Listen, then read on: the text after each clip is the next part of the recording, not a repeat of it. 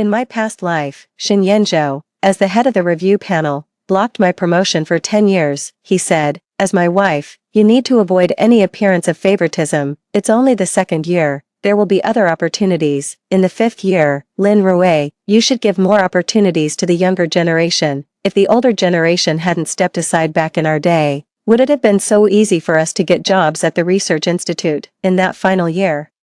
I knew if I didn't get promoted, I'd have to step down, so I pleaded with him, desperately, but the very next day, the promotion list was posted, and the name at the very top was his beloved White Moonlight. This time, he, who had always been so high-minded, actually used every connection he had to cut me out once again. In my endless regret, I was simply furious to death. When I opened my eyes again, I was back on the day I was supposed to retrieve my promotion application. Lin Rui.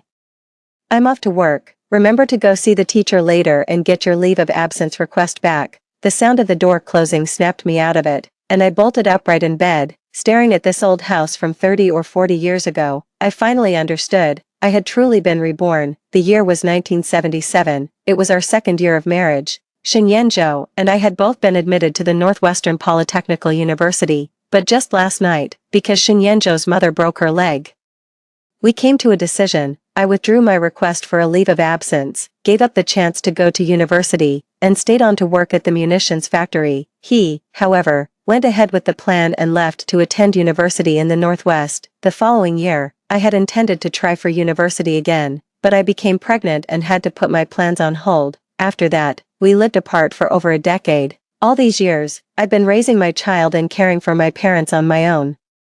All while holding down a job, but just when I'd finally managed to become a technician and had just entered the research institute, Shinyenjo came back. With his outstanding credentials, he became the head of the institute. After that, I spent 10 years trying to advance further in my career, but I was blocked at every turn, year after year. In the first year, he failed me, because I was his wife, and he was worried about gossip. He failed me. He told me to try again the following year.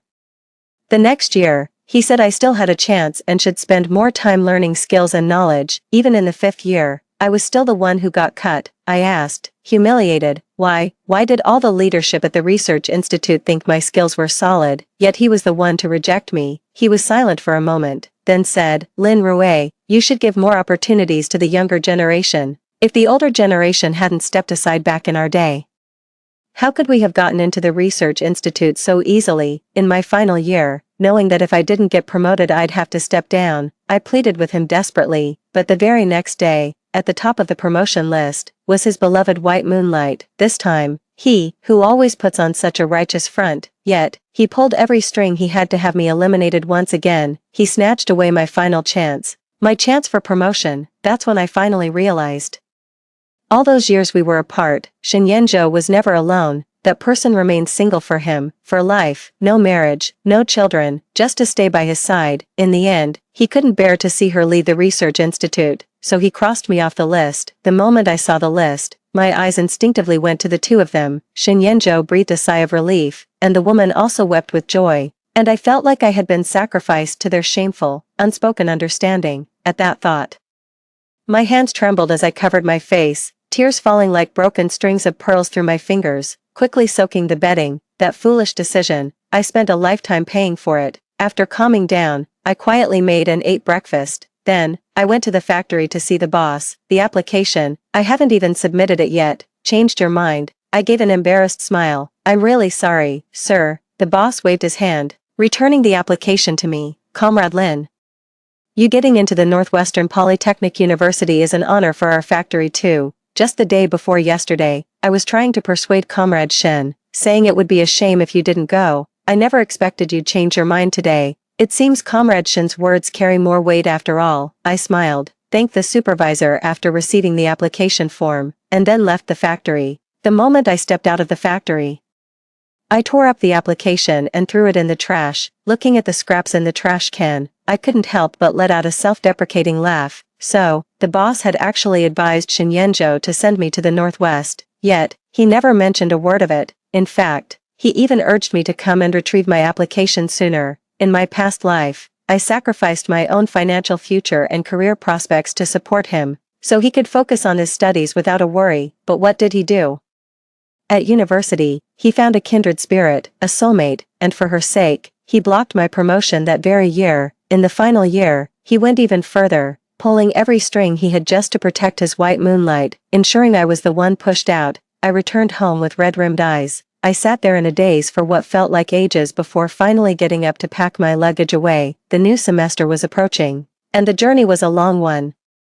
Shinyenjo had already taken the train ticket I bought earlier, saying he would return it for me. When I bought the ticket, there were no seats left for the same day, so there's a one-day gap between my arrival and the trip to the Northwest. I'm leaving a day earlier, which means I have a ticket for tomorrow morning. I need to figure out how to get my ticket back, otherwise, buying a new one might be too late. I made lunch in silence. Let's just say, it's for myself and Shinyenjo.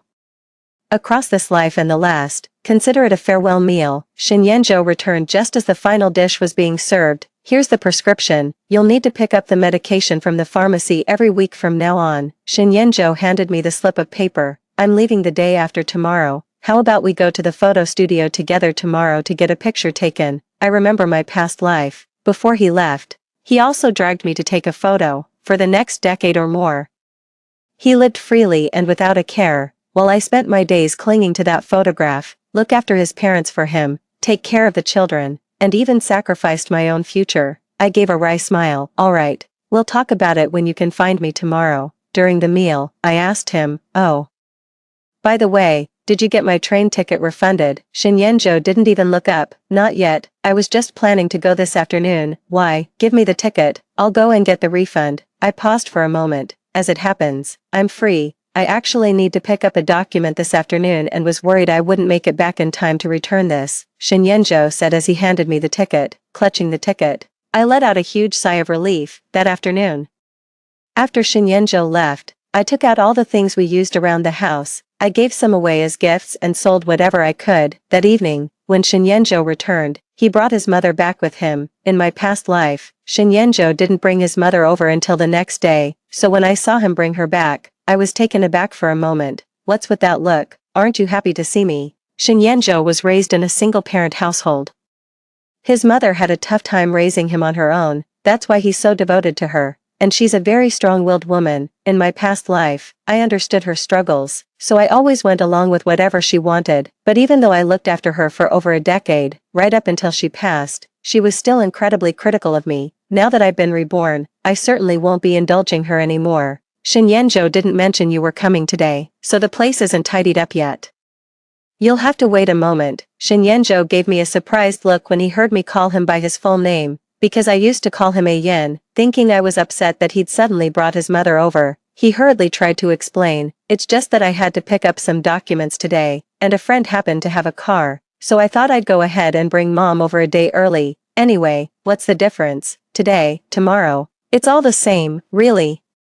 Seeing her son trying so hard to appease me, even feeling the need to justify fetching his own mother, Mrs. Shin's expression darkened. Seeing his mother was upset, Shinyenjo quickly spoke up. Let's give our room to mom for now. We can stay in the other one. I don't mind. We're leaving tomorrow anyway, so it doesn't matter where she stays. Mother Shin moved into our room, and only then did her expression soften a little. However, she was far from settling down. One moment she'd have me fetch tea.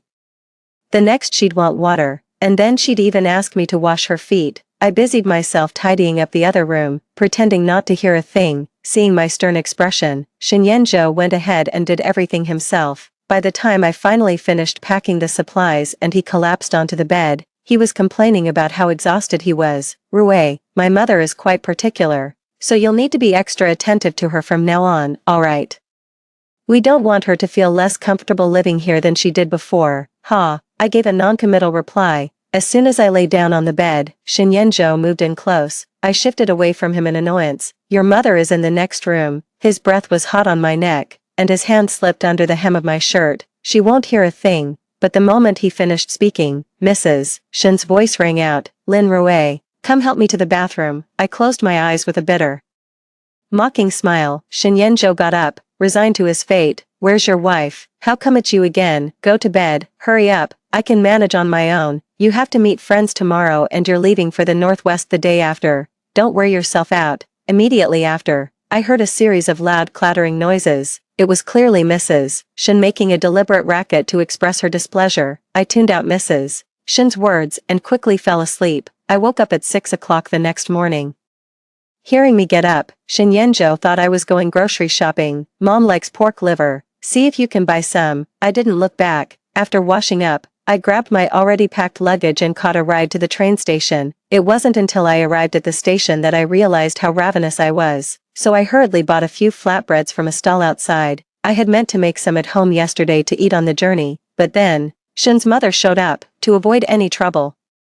I had no choice but to give up. After 4 days of rattling along on the train, I was completely exhausted by the time I reached the school. Once I'd finished all the paperwork, I collapsed into my dorm bed and slept like the dead. My roommates woke me up, just like me. They had all come from different corners of the country to be here. Once everyone felt rested, we decided to head to the cafeteria together. On the first official day of school, I didn't expect to see Shin Yenjo in class, after all.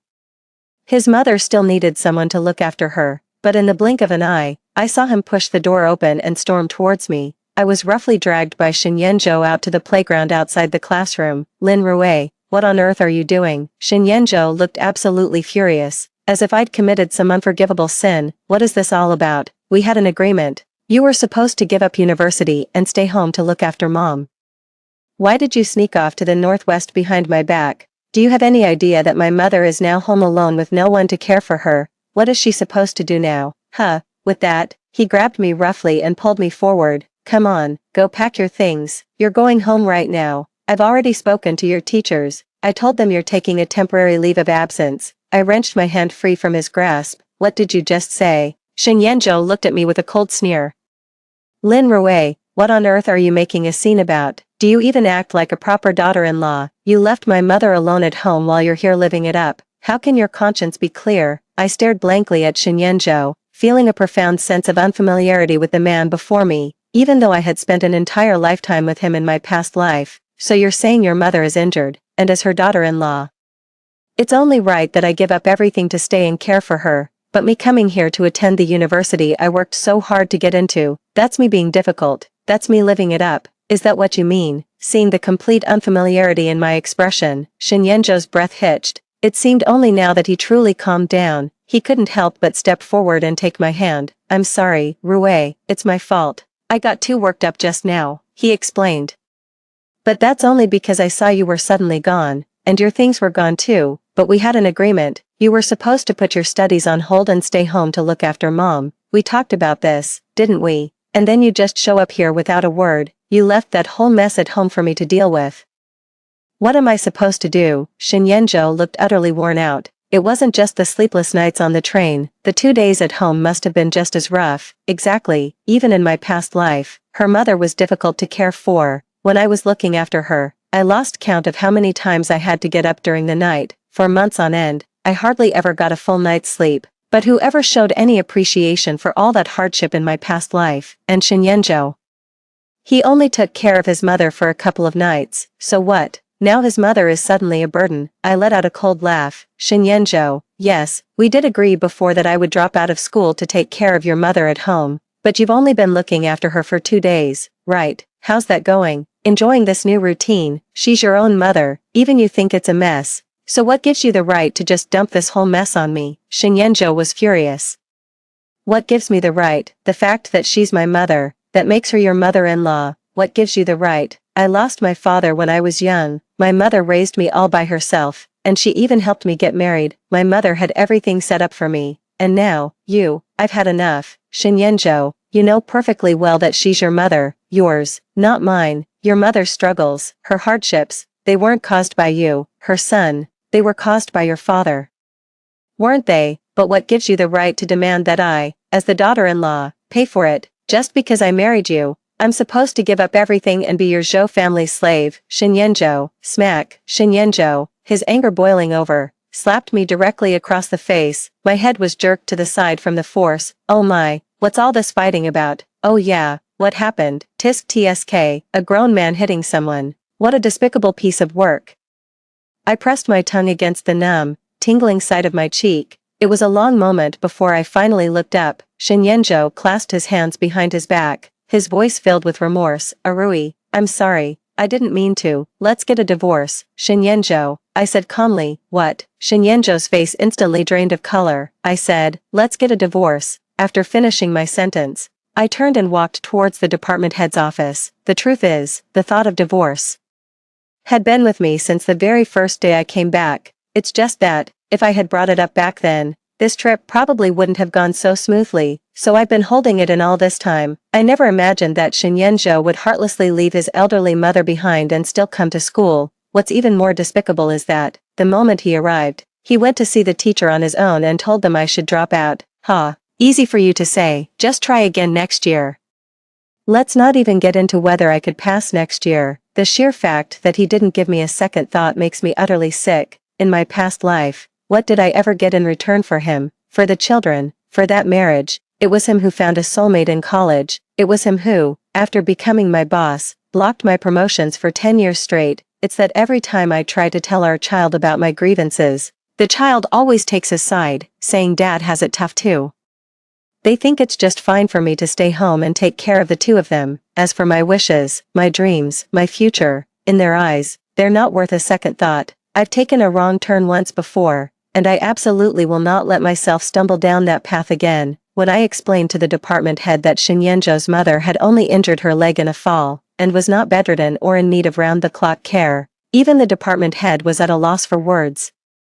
My grades were excellent, even surpassing Shinyenjo's by a full 40 points. On top of that, I had worked at a military factory for 3 years and was recognized as an outstanding employee. Not only did I possess some classified knowledge, but my mathematics scores were also particularly impressive. In the eyes of the school leadership, my abilities were undoubtedly far superior to Shinyenjo's, who got into university solely on academic merit. At that time, everyone was saying that women hold up half the sky. A great many scientists and researchers are women. Many women have even devoted virtually their entire lives to the pursuit of scientific research. So, the department head didn't think that just because I was a woman, I should give up my own future to prop up a man who wasn't even my equal. When the department head asked about the handprint on my face, I naturally held nothing back and told Director Sue all about how Shinyenjo had hit me.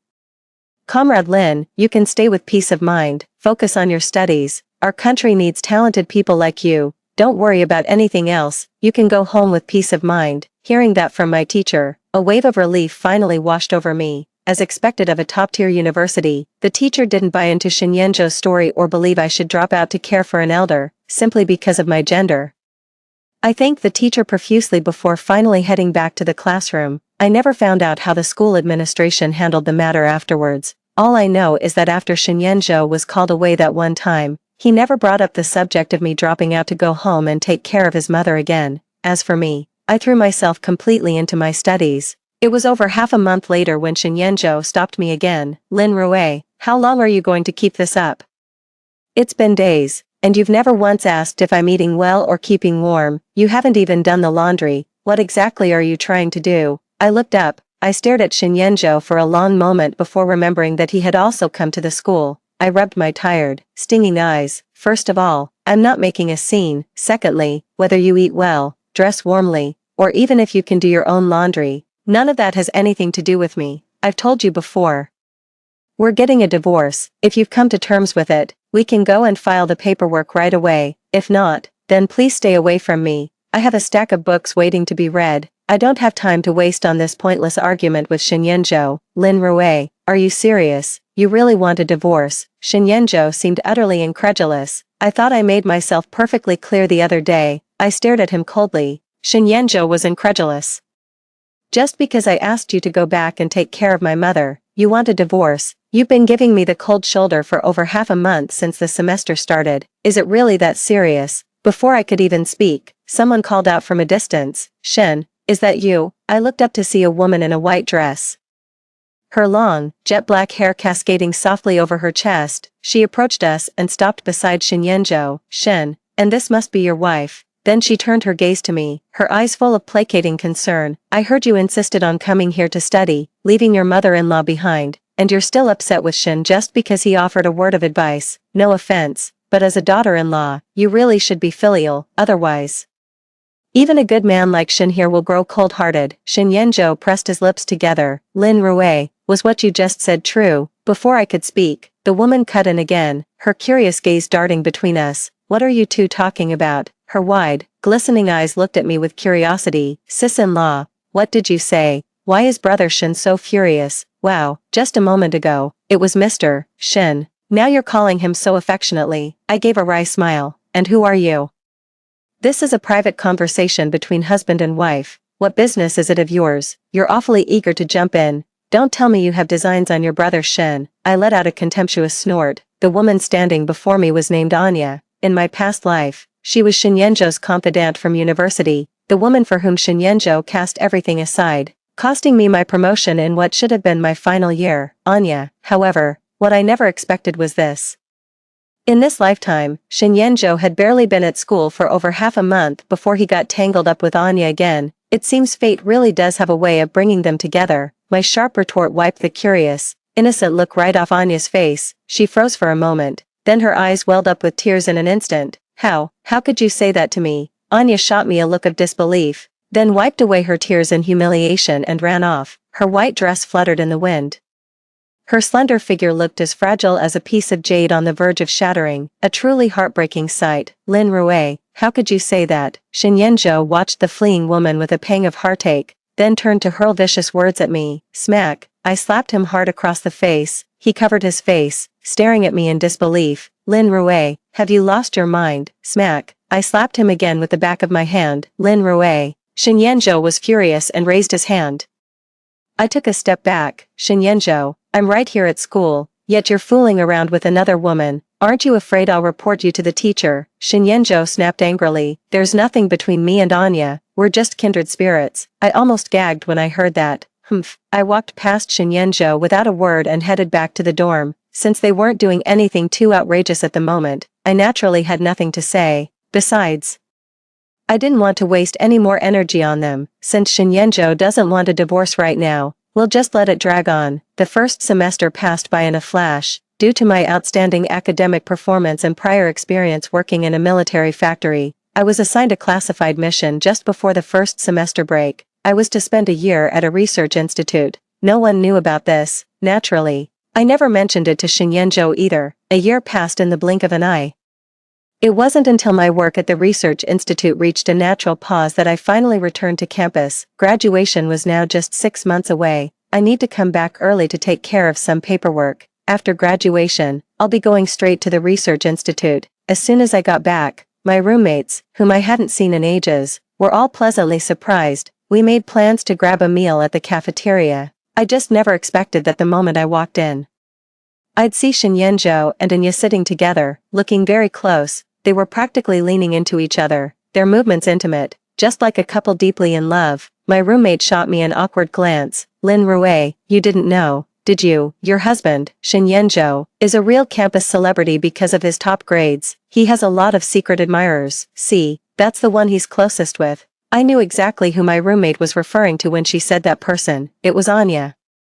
I nodded in acknowledgement but kept my thoughts to myself. Shin Yenjo had always been good-looking and academically brilliant. If not for those qualities, in her past life, Anya wouldn't have remained unmarried for his sake, ultimately becoming almost like his eternal, unattainable ideal. It was just between the two of them, but there was already plenty of gossip circulating at school. But since I, the person most involved, hadn't said anything, everyone just kept their observations to themselves.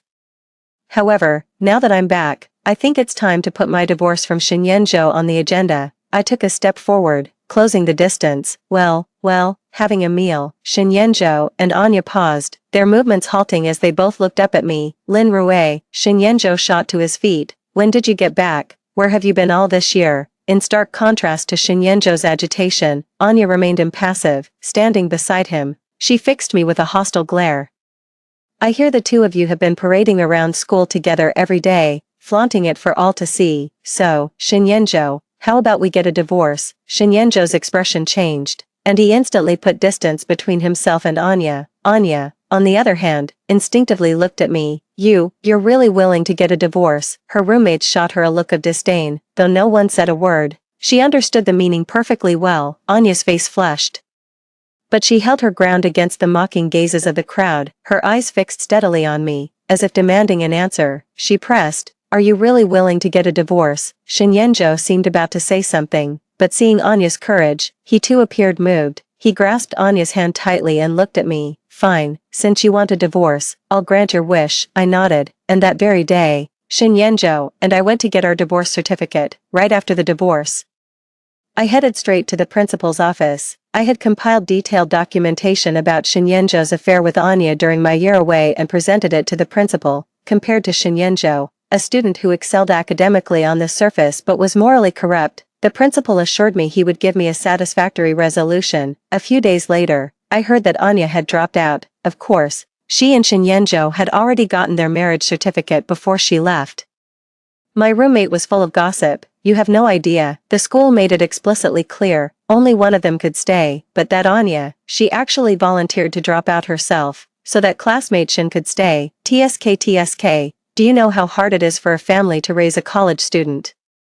And she just threw it all away for a man. I really can't wrap my head around it." I shook my head with a bitter smile. "And she's not the only fool like that. In my past life, it was me. But in this life, it's Anya, yet the one who benefits, in both cases, is Shinyenjo. I have to say, whether in past lives or this one, Shinyenjo is a master manipulator." Yet, after Anya left, Shinyenjo started showing up around me all the time. He claimed that if I weren't so stubborn and inconsiderate of him, he wouldn't have had to divorce me. He also kept probing, asking in a roundabout way where I'd been for the past year I was gone and what my plans were. "I know there's been talk around campus lately that they'll select 3 people to go to the research institute. I had excellent grades, yet I vanished for an entire year. No one had any idea where I had gone during that time." Shinyenjo, however, was sharp enough to suspect that I might have been on some secret mission, and that I could now be a contender for the research institute spot he was after. I simply ignored all his probing attempts. The truth is, Shinyenjo has no idea. Selecting personnel for the research institute was actually one of the reasons I came back. As for Shinyenjo,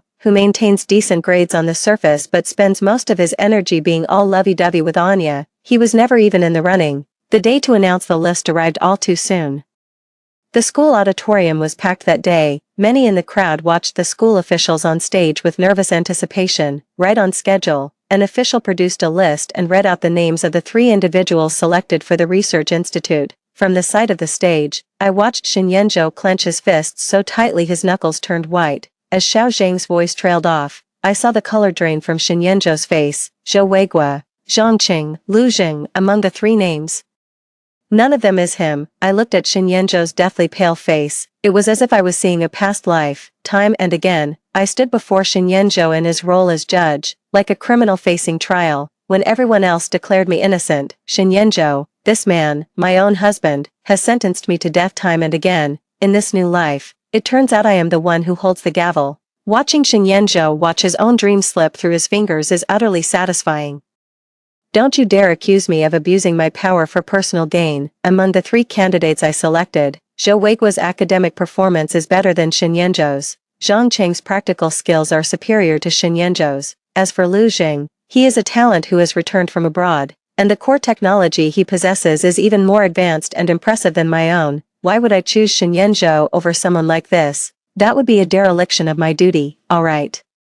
Those are the 3 candidates selected for the Research Institute this time. Next, let's give a round of applause as we invite Engineer Lin from the Research Institute, who is here for the selection, to come up and speak. A round of applause, everyone. The principal's words had barely faded. I was then invited onto the stage. I watched as Shinyenjo in the audience suddenly stood up, then a pair of eyes fixed on me. Glaring as if I had done something to wrong him, I averted my gaze, refusing to look at him. After finishing my speech, I had just stepped out of the auditorium when my wrist was seized in a fierce grip. "Lin Rue," Shinyenjo's eyes were bloodshot. "Why are you the selection officer for the Research Institute? Why did you choose the 3 of them, but not me? Is this personal revenge? Do you hate me for divorcing you and remarrying? Do you believe I'll report you for abusing your power?" I wrenched my hand from Shinyenjo's grasp and said coldly, "Suit yourself." Behind me, Shinyenjo slammed his fist hard against the wall. "Lin Rue, you'll regret this." That same day, I was summoned to the office. In the office, Shinyenjo stood with his neck stiff, clearly seething with resentment. "Comrade Lin, it's clear that student Shin is deeply dissatisfied with the personnel selection. He not only came to see me but also sent a formal complaint to the Research Institute." accusing you of abusing your authority for personal gain, so. Could you please explain to us why you chose the other 3 candidates instead of Shin? The principal gave Shin Yenzhou a look that was half a smile. It's only fair that Shin is convinced. Shin Yenzhou's face paled, but his gaze remained fixed intently on me. I sighed, placed the documents I had prepared earlier on the table, took a step back, and said to Shin Yenzhou, "Take a look at these." Shin Yenzhou's resentful gaze fell upon the stack of documents.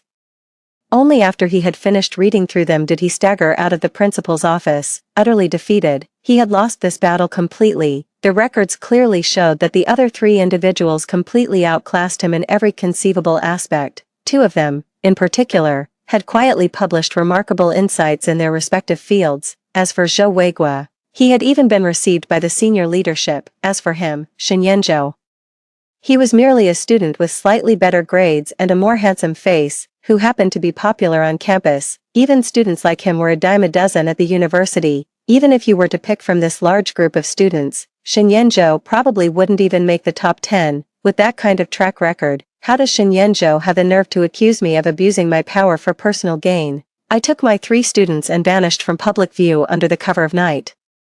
By the time I returned home again, 20 years had already passed, and as for me, I'd become the director of the research institute. Mom, is this where you used to live? My 2 adopted children looked at the city I had called home for over a decade, their eyes filled with curiosity. I smiled and said, "Yes, look here, this used to be a military factory. I worked here for 3 years. It's a shame, but the factory has long since become just an ordinary steel mill.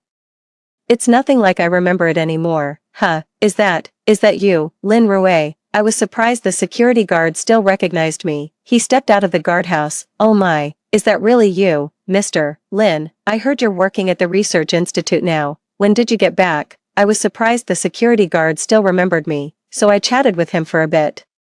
We hadn't spoken for more than a minute when a nearby door suddenly flew open and a man was chased out by a woman wielding a broom. "Bah, I've slaved away for this family my whole life, and you dare fool around with another woman. Get out." As the door slammed shut, the man turned with a dark expression, about to say something. When he suddenly noticed our group, the man was taken aback for a moment. Lin Rui, Shin Yenzhou, whose appearance had changed drastically yet who remained as lean as ever, strode toward me. "Mom," my son instinctively stepped forward, shielding me. My daughter also held my arm tightly, protecting me. "Mom," Shin Yenzhou glanced at the 2 of them, then looked past them, his gaze settling on me. "Lin Rui, is that really you? You're back." I no longer cared about the past in the slightest, so, when facing Shin Yenzhou, I was perfectly calm and composed. Seeing that we seemed to know each other, my son finally stepped aside. Shin Yenzhou's gaze remained fixed intently on me. "Lin Rui, are they all your children? Did you remarry?" I simply nodded, then took my son and daughter and left for the government guest house. Departing from that place, I still find it hilarious. What on earth makes Shin Yenzhou think I wouldn't get married just for him, although for various reasons, I'm really not in a position to have children anymore. But my husband loves me very much. My son and daughter are also the orphaned children of comrades who gave everything for our country, and they are both very filial. My career is going well, and my family life is harmonious. I feel that in this life, I am much more content than I was in my previous one. In the evening, many old friends gathered. I heard that Shin Yenzhou is a teacher at a school now. All these years, I've been raising the child, looking after my parents, and working, all on my own. And then, carrying on with Anya at the school, his reputation was already in tatters, and back when I was selecting candidates for the research institute, because I didn't choose Shin Yenzhou, he went so far as to write a letter to the institute to report me, although both the university and the research institute later came to understand the full story of what happened. The name Shin Yenzhou was still marked with a big red cross in the eyes of the leadership at both institutions. As a result, when it came time for job assignments after graduation, the university essentially kicked Shin Yenzhou back to his hometown, where he was placed in that military factory I mentioned, and every year he tried to get into the research institute. He was turned down. Convinced I was still the one meddling behind the scenes, he wrote several more letters to report me. Unfortunately, I was not the one in charge of the subsequent selection processes, and as I was repeatedly proven innocent, the name Shin Yenzhou was permanently blacklisted by the Research Institute. Someone with such a muddled mind, the Research Institute couldn't afford him. In the end, even the military factory wouldn't take him. He had no choice but to become an administrative staff member at a school. When talking about all this, someone brought up Anya. They say Anya became a housewife after marrying Shin Yenzhou. Over the years, she's had to care for her mother-in-law and the children. And their home life has been nothing short of chaotic. The two of them fight constantly at home. Shin Yenzhou and Anya have practically become the neighborhood laughingstock. I just smiled when I heard that. Let bygones be bygones. In a few days, I'll be returning to my post. What does any of this have to do with me? Story 2. In the 7th year of my marriage to Yizhe, the city's richest man, an intimate video of him and his first love, Lu Mianmian, was leaked online. Unable to bear the thought of Lu Mianmian facing public scorn, Yizhe insisted on divorcing me, despite my pregnancy, to clear her name and give the child she was carrying a proper family. In my past life, I wept and pleaded, only to be humiliatingly thrown out and left to die alone on the streets. This time around, I agreed to the divorce without a fuss, took half of Yizhe's fortune, and went straight to the hospital to terminate the pregnancy.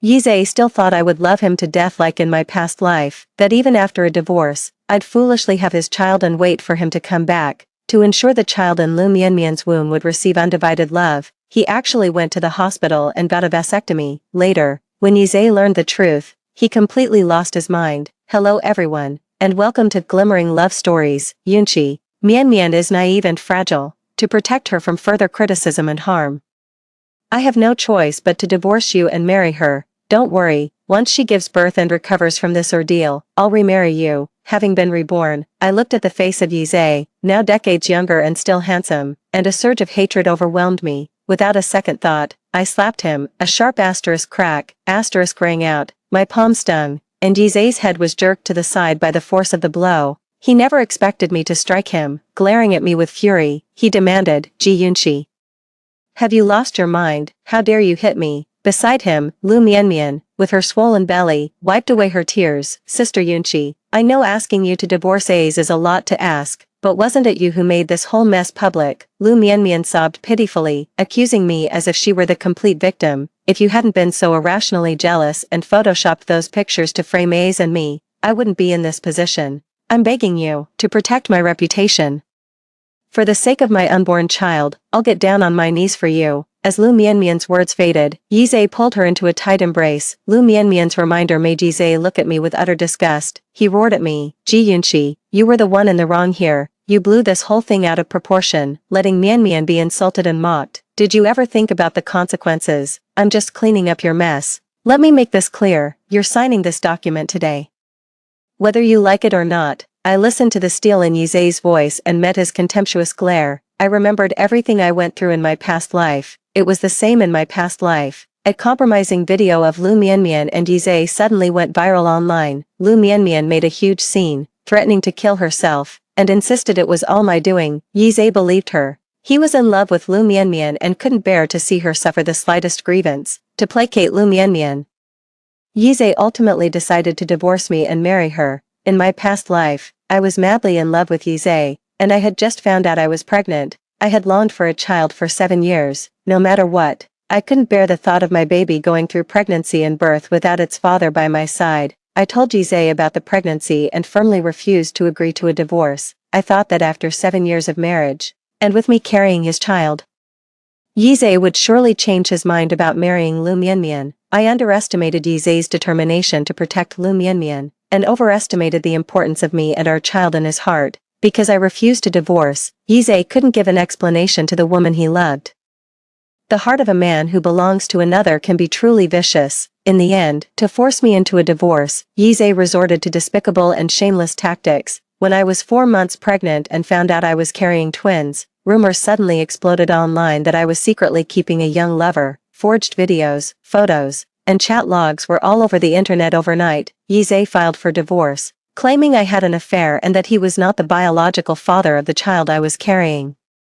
He hired the best divorce lawyer, smeared my name, and in the end, I was left with nothing, not a single penny. I had always believed that all of this was a malicious frame-up by someone with an ulterior motive. Amidst a storm of gossip and judgmental stares, I gave birth to Yizhe's child. I thought a paternity test after the birth would clear my name, but I never imagined Yizhe would avoid me at every turn. He accompanied Lu Mianmian abroad for her delivery, bought a luxurious mansion overseas for her and her child, and spent all his time with them in domestic bliss. It wasn't until the twins I bore turned 1 year old that Yizhe finally returned from abroad with Lu Mianmian. I took my 2 children to find Yizhe, hoping he would acknowledge them as his own. By chance, I overheard a conversation between Yizhe and Lu Mianmian. It turned out Yizhe was the mastermind all along. For the sake of his first love, he had cruelly schemed against me.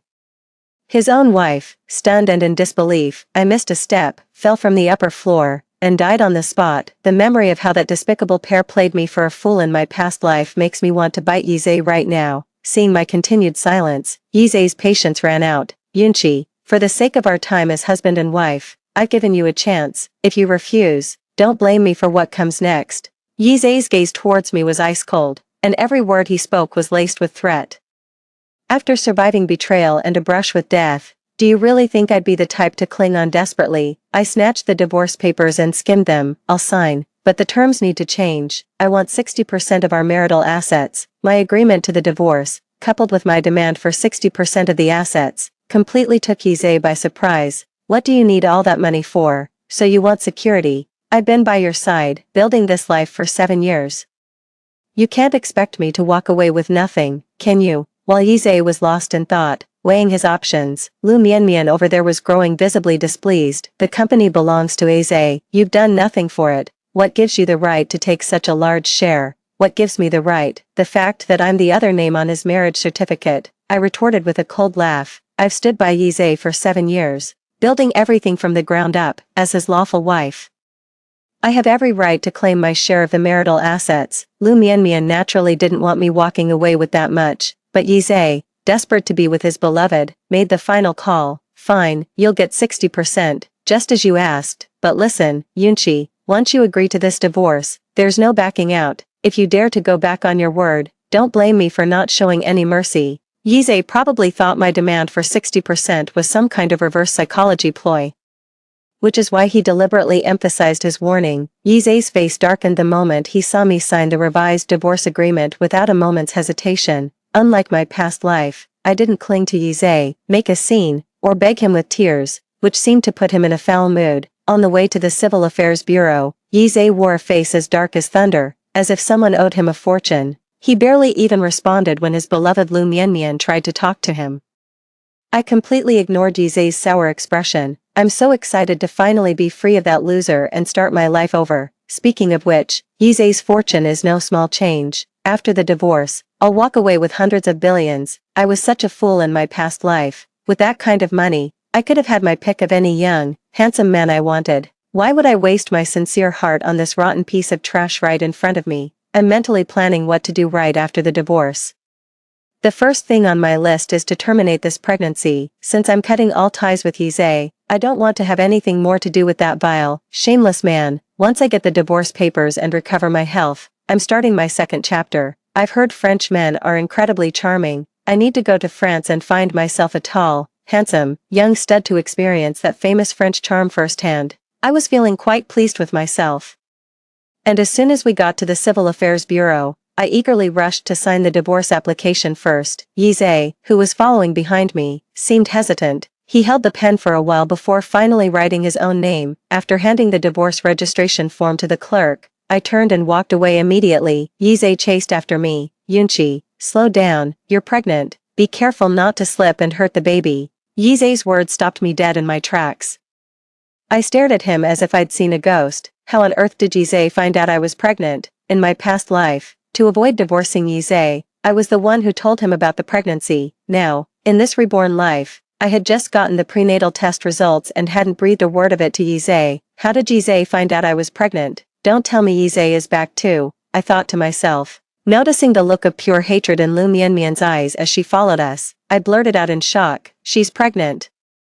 Since when? I didn't say a word, just kept my eyes fixed on Yizhe, waiting for his answer. Uncomfortable under my intense gaze, Yizhe actually reached out to take my hand. Yunqi, I only just found out about your pregnancy. Don't worry, our divorce was just for show. I won't abandon you and the child. Oh, and you're carrying twins, so you must be extra careful. When we get back, I'll hire several maternity nurses to take care of you around the clock. Not only did Yizhe know I was pregnant, he even knew I was expecting twins. I was absolutely certain that Yizhe had returned. His hand gripping mine felt like being touched by a serpent's forked tongue. utterly cold, slimy, and nauseating. I yanked my hand away from Yizhe, cutting him off. That won't be necessary, since we're divorced, we should act like it. I can handle my own affairs without your concern. Yizhe's eyes bore into me as he repeated, Yunqi. I told you, it's a divorce in name only, we will remarry in the future. What a disgusting scumbag. What is he trying to pull with this act? Having second thoughts about giving me so much of the assets, I've experienced Yizhe's methods firsthand. There's still a 1-month cooling off period for the divorce. And we absolutely must not let anything go wrong during this month. Suppressing my disgust, I changed my expression. I know our divorce is just a formality to avoid unnecessary trouble. We shouldn't have any contact from now on. After all, Miss Lu is too naive and fragile to handle pressure. I don't want my association with you to put Miss Lu Mianmian in the spotlight again. Something I said must have struck a nerve with Yizhe. His expression darkened, and he looked like he had more to say to me. Over there, Lu Mianmian, swaying unsteadily, grabbed Yizhe's hand. Yizhe, she said weakly, I'm dizzy, I can't see. Lu Mianmian went limp and collapsed against Yizhe, successfully diverting his attention. I seized the opportunity and made a quick escape. To make a clean break with Yizhe, I left the Civil Affairs Bureau and rushed straight to the gynecology department. From the blood test to lying on the operating table and finishing the procedure, it took less than 2 hours. An abortion is no small matter. It takes a real toll on the body. What I needed now was to take proper care of myself. Right after leaving the hospital, I checked into the city's most expensive and highly rated postpartum care center to start my recovery. While at the postpartum center, enjoying the delicious and nutritious meals, I started receiving photos from a bunch of unknown numbers. Hands clasped tightly together, a tender, lingering kiss. At first, Lu Mianmian only sent me intimate photos of her and Yizhe. Seeing that I didn't react, she started to up the ante. And I have already decided, our wedding is set for next month. Spared no expense and hired the most famous wedding dress designer to create 18 gowns for me. He also had a custom One Love, One Life wedding ring made for me. The diamond on it was one he had someone buy at auction for 300 million. Oh, and we're having 3 wedding ceremonies.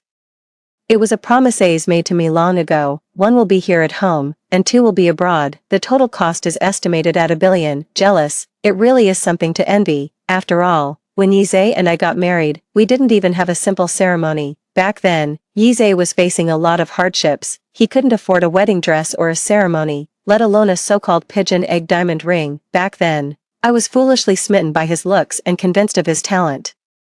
So I just dove headfirst into it. Yizhe was penniless, so I used all my savings to pave the way for him. We got married without any ceremony, just went straight to the Civil Affairs Bureau for the license, then came back and had a token meal with a few close friends before it was all hastily wrapped up. I remember clearly how Yizhe held me on our wedding night and made a heartfelt promise. Yunqi, you're all I have left. Thank you for staying by my side and believing in me. I will succeed.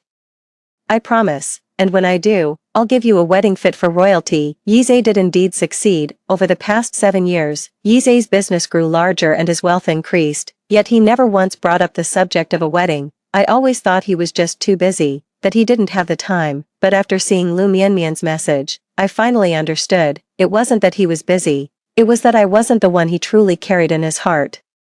Even though I had decided to let go of Yizhe and stop caring about what he and Lu Mianmian were up to, the photos and messages she sent still managed to sting a little. Just as I was feeling this pang of discomfort, Yizhe actually called me. I didn't answer his call. After he tried several more times to no avail, he switched to texting. Why aren't you picking up? Are you mad at me? Yunqi, the nerve of that scumbag. Does he think I'm still the lovesick fool from my past life who was head over heels for him? I continued to ignore him as Yizhe offered a heartfelt apology. Yunqi, be good, I know you're upset. That's why I gave us a few days to cool off before reaching out. Honestly, I had no choice. Look at the mess you caused, hurting Mianmian like that. She has depression and can't handle stress. I need to stay with her for now, but I'll make time to visit you and go to your prenatal appointments.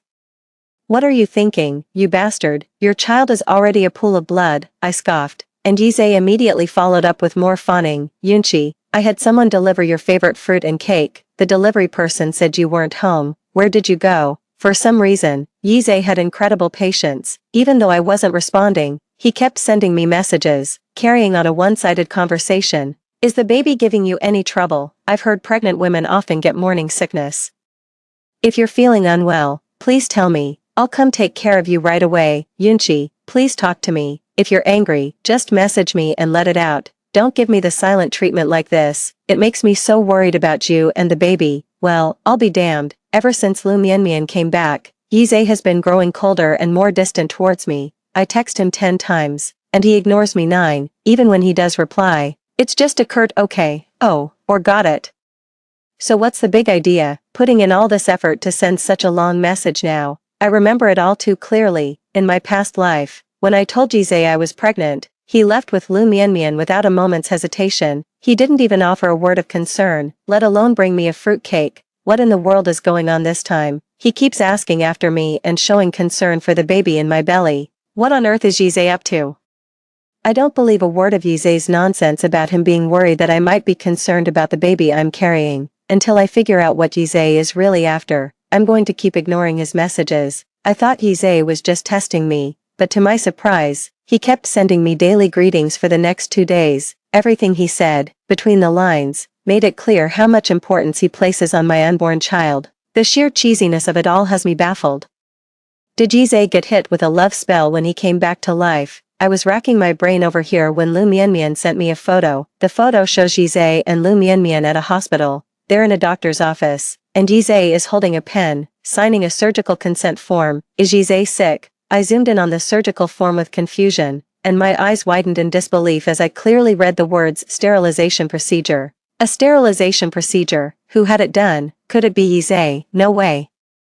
Why would Yizhe get a sterilization procedure? Is he out of his mind? I was itching with curiosity, all these unanswered questions gnawing at me. Luckily, Lu Mianmian didn't keep me in suspense and proudly revealed the answer. Ace is scheduled for a neutering surgery today, and I'm the one who told him to do it, to show off how much he's loved her, Lu Mianmian told me with great pride. The year Ace and I were most deeply in love, we made a vow. I swore I would only ever bear A's children, and he swore that I would be the only woman to bear his children. That's odd. I distinctly remember that the child in Lu Mianmian's womb isn't Yizhe's. Ace loves me too much. He knows I had no choice but to leave him back then. He knows I was forced into this pregnancy, and he knows my current health won't allow a termination, so he's decided to accept the child I'm carrying. To stop me from overthinking and affecting the baby's health, he's even decided to get a vasectomy to prove his love for me. From now on, Ace will devote himself entirely to giving my unborn child his undivided love. I'm stunned. He's giving up his own chance to have children, for the sake of Lu Mianmian's baby. What a tragically grand, earth-shattering love story this is. Yizhe went to such lengths for Lu Mianmian. His love for her is practically legendary. Lu Mianmian continued her long-winded tirade, trying to provoke me. Don't think getting pregnant gives you any hold over Aze. Let me tell you, in Aze's heart, I will always be the only one. He was willing to get a vasectomy for me and my child, so he certainly won't care about the baby in your belly. You'd be smart to go get rid of it yourself. Reading this, I couldn't help but laugh. I finally understood why Yizhe had suddenly started being so solicitous towards me and the baby I was carrying. He promised Lu Mianmian he'd get a vasectomy. He won't have children of his own in the future. Yizhe is convinced that I'm head over heels in love with him, and that I'd have his child without a second thought. In my past life, I was indeed madly in love with Yizhe, and I went to any lengths to have his child. In this life, Yizhe must think I'm just as foolish as before.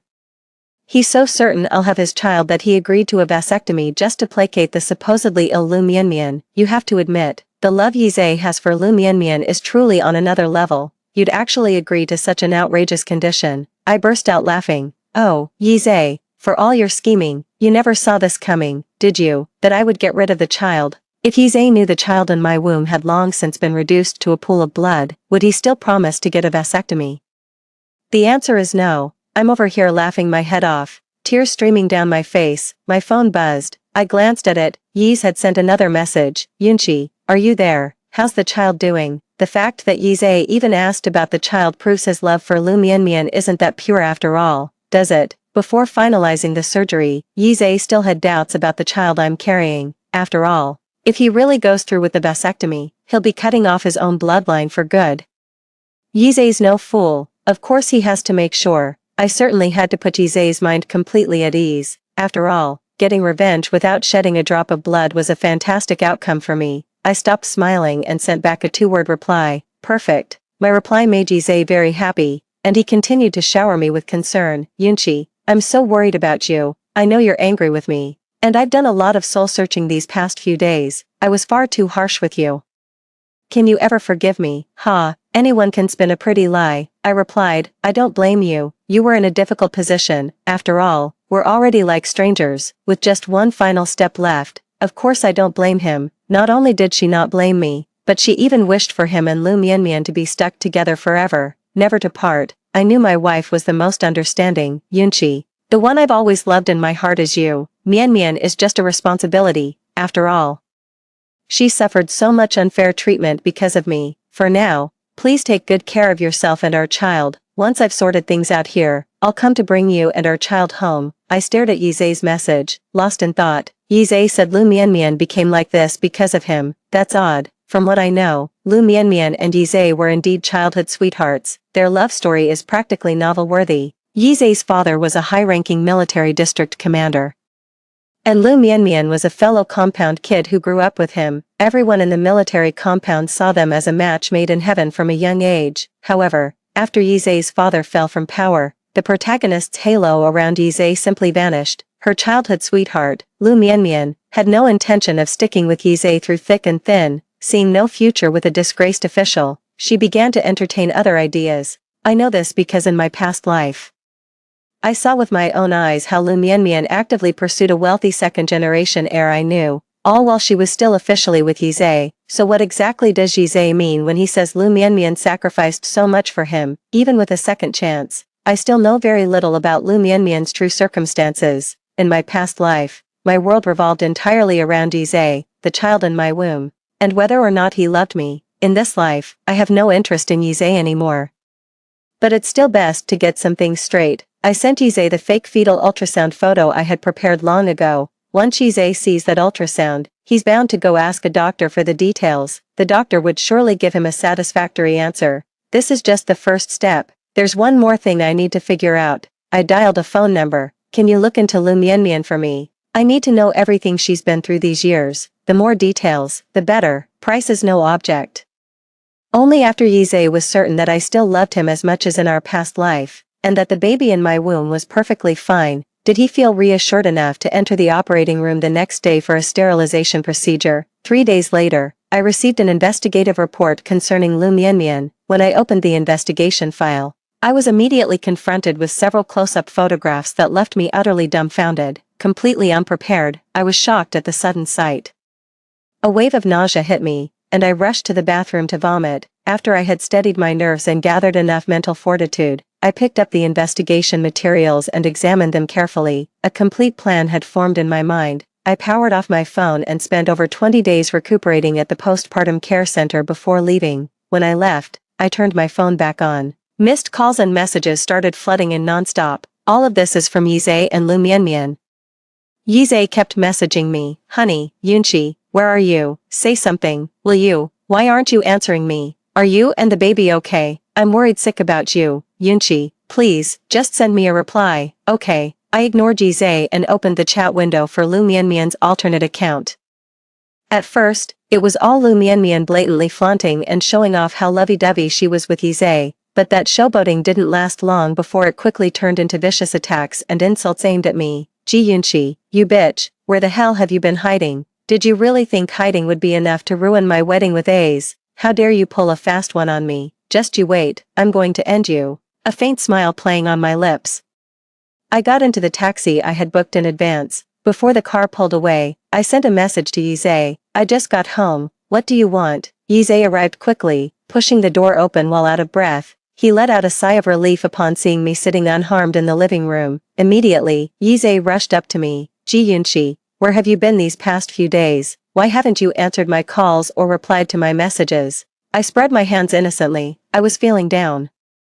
So I went out of town for a break. Then I lost my phone. Losing your phone is no excuse. Couldn't you have just bought a new one right away? It's a remote area. I wouldn't be able to get a new phone anytime soon. Besides, I doubt anyone would care whether I'm there or not. Yizhe let out a cold laugh. Well, gee Yunqi, you've got some nerve now, haven't you? You're doing this on purpose, aren't you? Are you trying to get back at me? I have no idea what you're talking about. I played dumb, still pretending. You're pulling this stunt to make me worry because I'm going to marry Mianmian, right? I thought you were sensible and knew your place. I never imagined you'd still be this petty and jealous. Watching Yize's furious expression, I let out a cold, mocking laugh. Don't you find that ridiculous? What jealousy? Who would ever be jealous over me? You. Have you forgotten, President Yi, we're divorced. You and I have been over for a long time, you. You're utterly unreasonable. Yize was so enraged by my words he was left gasping for breath. Didn't I tell you it was all an act with Lu Mianmian? I only married her because she was sick, to take care of her emotional state. Why can't you just believe me? Whether I believe you or not is irrelevant. What matters is that we're already divorced. I glanced at the time. The mandatory cooling off period is 30 days. It's been 29 days already. Tomorrow is the 30th day. Let's go get the divorce certificate tomorrow. My initiative to bring up getting the divorce certificate made Yize's expression shift inscrutably. He stared at me, his gaze lingering. I knew he was weighing his options. He used to be willing to do anything for Lu Mianmian without a second thought, but after the vasectomy, Yize had more reservations. Deep down, he knew it would be disastrous if we got that divorce certificate and things spiraled out of control. Yize hesitated.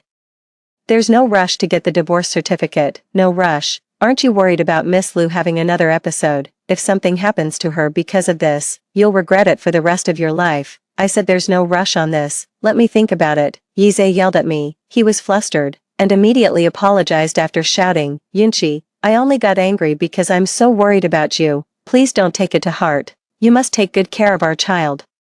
We absolutely cannot let anything happen to the baby. Then what about your wedding with Miss Lu? Let's stall for a few days. Okay, I'll keep her calm. If we can avoid the marriage, then we won't get divorced. We can stay together. For the sake of our child, Yize coaxed me with all his might, saying every sweet thing he could think of. He didn't know I had my phone on, transmitting every word he said to me directly to Lu Mianmian. Lu Mianmian was waiting for Yize and me to divorce immediately so she could marry him. Now, an unexpected complication had arisen. How could Lu Mianmian possibly endure it? I know she can't wait. I know she's plotting to make a move against me, and I've long been prepared, waiting for her. In my past life, I was a fool. I let my guard down, which is why she and Yize were able to hurt me, given this second chance.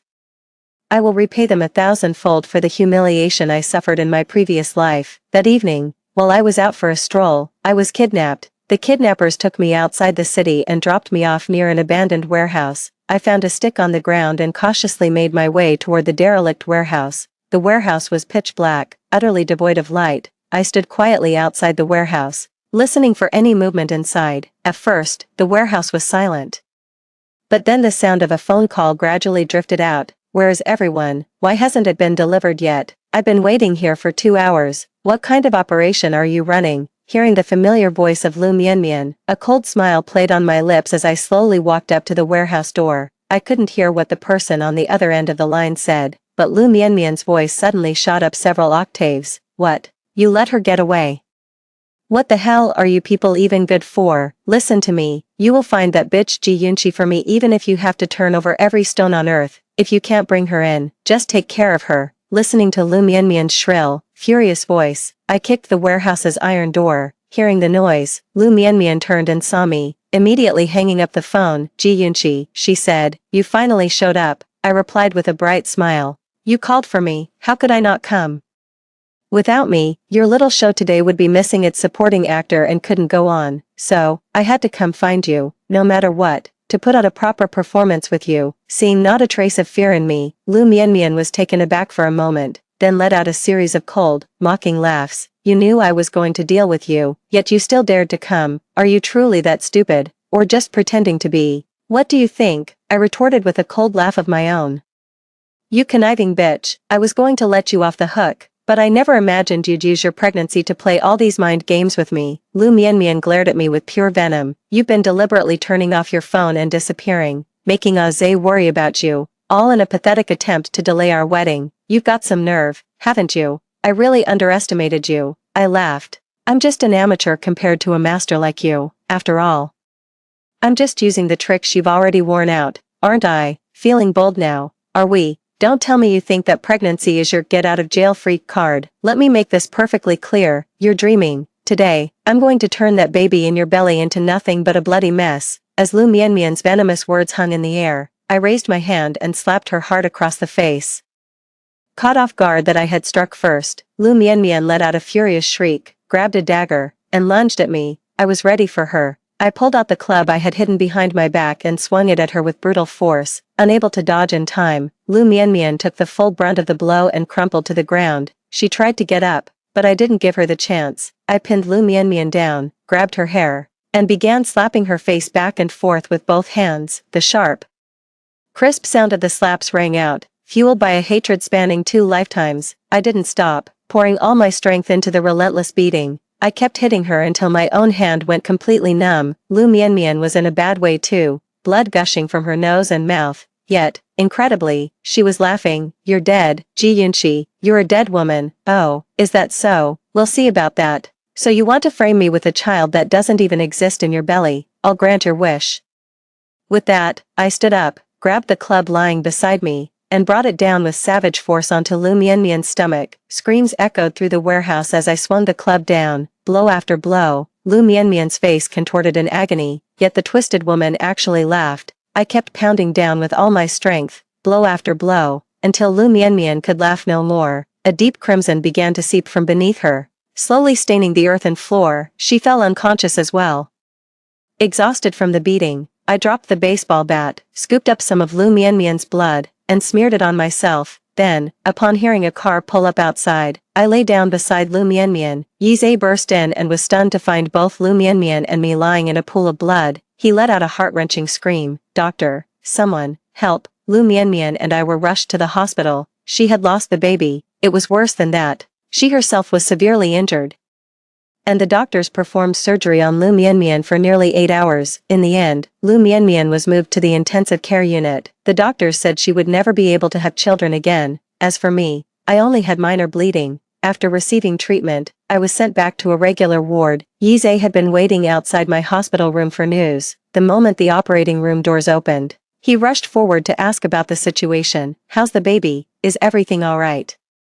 "The baby is perfectly fine. The mother is just a bit shaken up. She'll be right as rain after a few days of rest." Hearing the doctor's words, Yi Zhe breathed a sigh of relief. After arranging a nurse's aide for me, he hurried off to find Lu Mianmian. Lu Mianmian was unconscious for a full day and night before she came to. The moment she woke up, her first instinct was to call the police and have me arrested. She told Yi Zhe that I was the murderer, that I was the one who killed the child in her womb, and she swore to make me pay in blood. Lu Mianmian held like a madwoman, screaming that she was going to fight me to the death. I don't know how Yi Zhe managed to console her, but after wailing nonstop for 2 solid hours, she finally quieted down. Then Yi Zhe came to see me. He had an orderly wheel me in a chair to the Civil Affairs Bureau to finalize our divorce. Yi Zhe kept berating me the entire way there. "It's all your fault.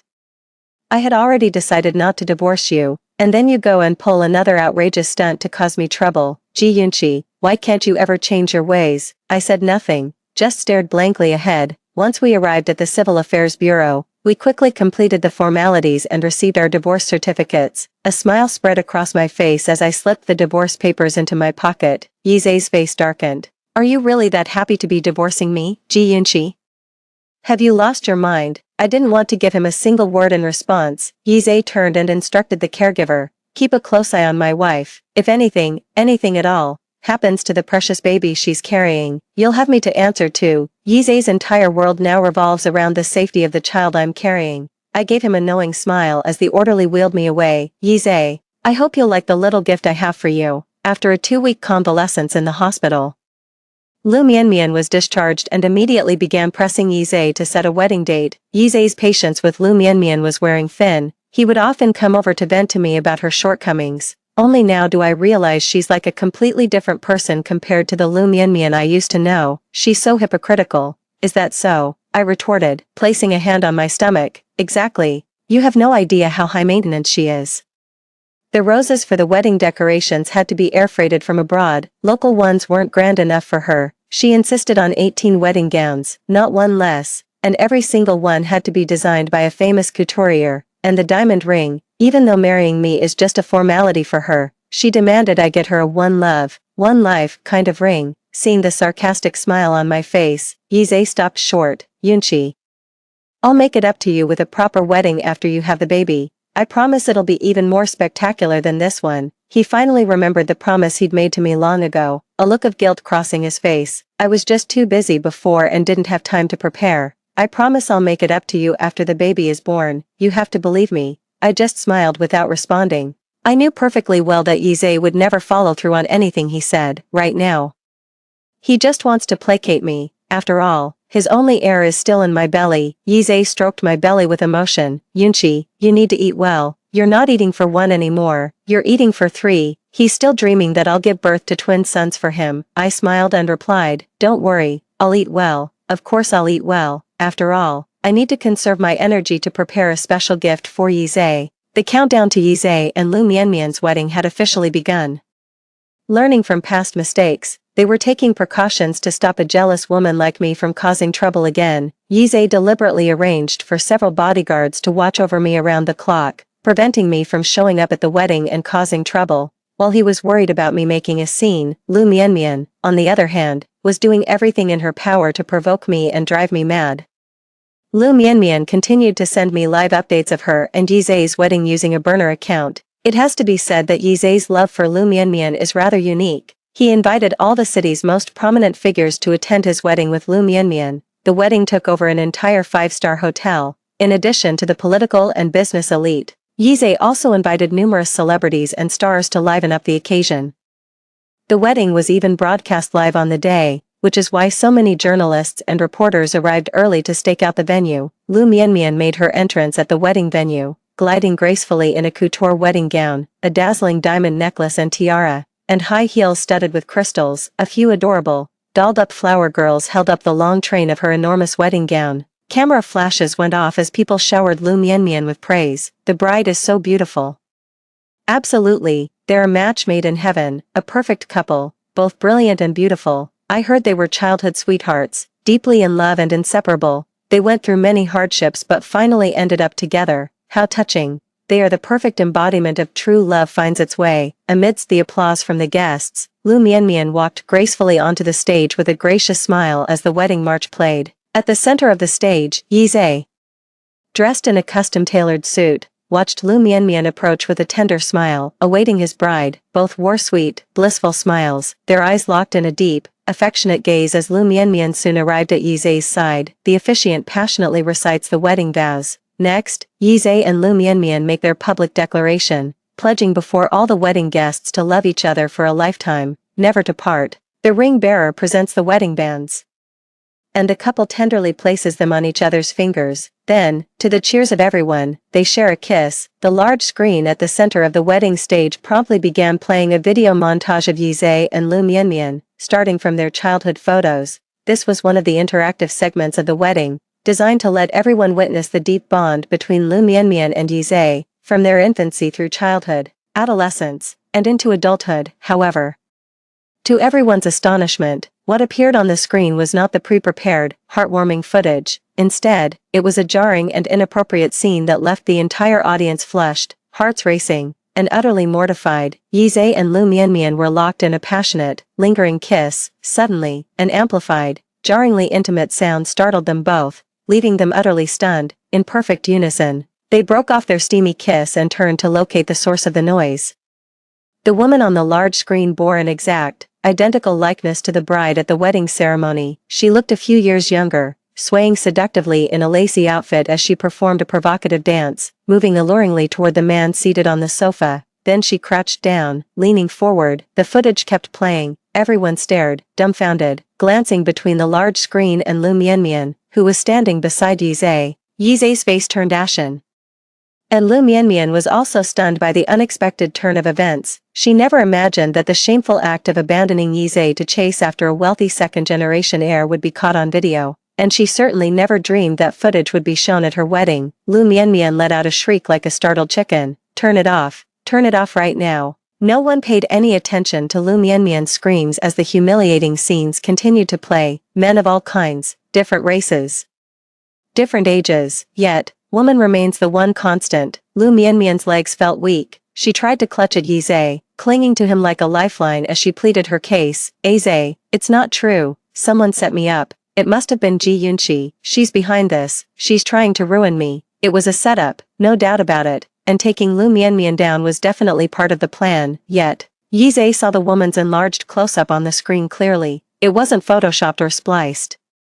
He knew with absolute certainty the woman in the video was Lu Mianmian. This was the exact same face, the same expression she wore when she came back to seduce him. Yizhe had always believed that Lu Mianmian left him back then because she had no other choice. He had always believed that Lu Mianmian's heart was his alone, and that she only married someone else because she was forced into it. Lu Mianmian was the unattainable love of Yizhe's life, the one who held his heart. He couldn't bear the thought of them simply passing each other by. He thought that once he became the richest man, he could have anything he wanted. Chief among those desires was to finally possess the woman he had yearned for since his youth. So when Lu Mianmian came to Yizhe, shed a few tears, and spoke of being trapped and forced to say things she didn't mean, Yizhe's heart softened. He loved Lu Mianmian, he was determined to fulfill his dream. But when Yizhe saw the scenes before him, witnessing Lu Mianmian's true colors, the convictions he had held so firmly in his heart finally crumbled. He pushed Lu Mianmian away without a shred of mercy. She tried to grab his hand once more. At that very moment, the image on the big screen changed. Lu Mianmian, a slender cigarette dangling from her lips and her long legs crossed, cooed to another unfamiliar man as she boasted about her achievements. "Don't worry, darling. I'm absolutely certain I can help us take possession of Yizhe's entire fortune. Yizhe is a complete fool, head over heels in love with me. All I need to do is go back, shed a few tears, spin him a couple of hard luck stories, and tell him I'm suffering from depression. He'll definitely take me back and raise our son for us. As for Yizhe's wife, you needn't be concerned. The man is stubborn and arrogant, with just a little scheme to fabricate evidence of his wife's infidelity. I can drive a wedge between Yizhe and Ji Yunqi. We'll find a way to get rid of Ji Yunqi and the child she's carrying. Once Yizhe is left all alone and unable to have heirs, I'll poison him. Then, as his lawful wife, all his wealth will be mine. After that, we can be together again." Yizhe watched the video, his eyes blazing with fury as Lu Mianmian confidently made her promises to the man. He slapped Lu Mianmian hard across the face. "You bitch, you were plotting against me all along." The powerful blow sent Lu Mianmian sprawling to the floor. Without a second glance, Yizhe turned and strode out. Gasping for breath, Yizhe's eyes snapped open as if waking from a dream the moment he saw Lu Mianmian's vile face on the giant screen. It finally came back to him, the reason he had returned. He fell suddenly ill and passed away 3 months after Ji Yunqi and the twin children fell to their deaths. His health had always been robust, so he couldn't fathom why he had kicked the bucket at such a young age. After watching Lu Mianmian's video, it finally all makes sense now. I didn't die a natural death in my past life. I was poisoned to death by Lu Mianmian, that venomous woman, Lu Mianmian. Yizhe was both furious and relieved, grateful that he hadn't repeated the mistakes of his past life this time around. Ji Yunqi was still carrying his child, and both she and the baby were alive, even though he was sterile. As long as the child lived, his lineage would continue. In this world, only Ji Yunqi would be unconditionally good to him. Later, he must properly apologize to Ji Yunqi and must protect her and their child. But Yizhe's relief lasted for less than 2 seconds. The assistant hurried over with a package in hand. "Mr. Yi, your wife asked me to give this to you." "What is it?" Yizhe asked, puzzled. "She said it's a gift for you and that you'd love it. She insisted you must open it yourself." Yizhe opened the package with a puzzled look, and a glass bottle came into view. Why would Ji Yunqi send him a glass bottle? Yizhe's first instinct was that something was off, and then he saw the crimson, blood clot-like substance inside the bottle. What is this?" The assistant shook his head. "I don't know, but Madam said there's a letter inside for you." Hearing this, Yizhe looked down and found the letter from Ji Yunqi in the box. He opened it immediately. The first thing he saw was a neatly written sentence. "Your children are inside. I've sent them to you. I hope you like them." "What?" Yizhe's hand trembled. His gaze returned to the glass jar before him, and at last, he saw it clearly. Inside the jar were indeed pieces of flesh and blood. So, was this his and Ji Yunqi's child? Did Ji Yunqi get rid of his child? Yizhe stared in disbelief at the blood clot in the glass vial. It was over. His bloodline was finished. He would never have a child of his own. This realization made Yizhe tremble violently. With immense effort, he steadied his shaking hands enough to pull his phone from his pocket and dial Ji Yunqi's number. The phone rang and rang, but no one answered. Yizhe dialed the number over and over, and finally, someone picked up. "Why are you doing this to me?"